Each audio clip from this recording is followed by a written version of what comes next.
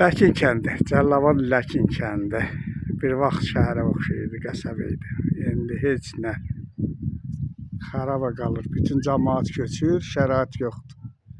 Hamısı qaçır hər yerə, başını götürüb kətdə qaçır cavan uşaqlar.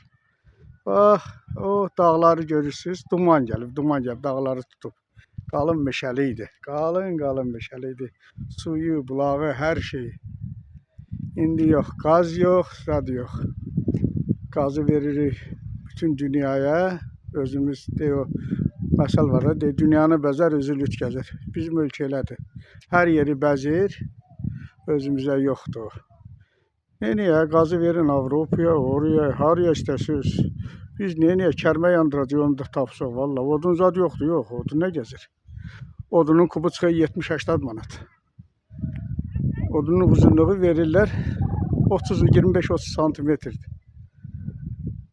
O daha kubu çıxır 70-80 manat ən az. Onu da hələ gətirə bilsin. Meşəyə sən duxun yoxdur girmə.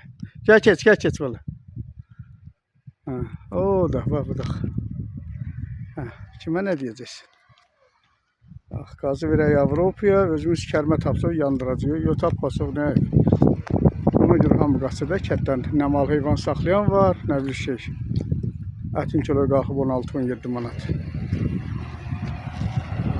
O da. Baxın. Bizim məmurlar da biz yaxşı yaşayır. Düz dedi, onlar yaxşı yaşayır. Biz yox.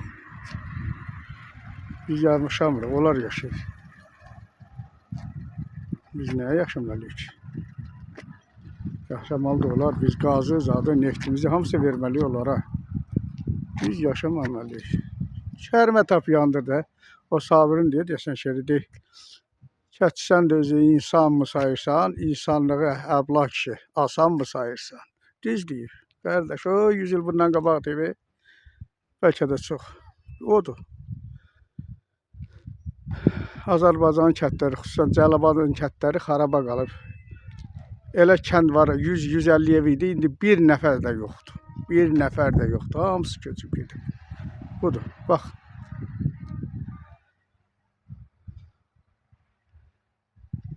Qalıb bu millətin işi gözə görünməzə.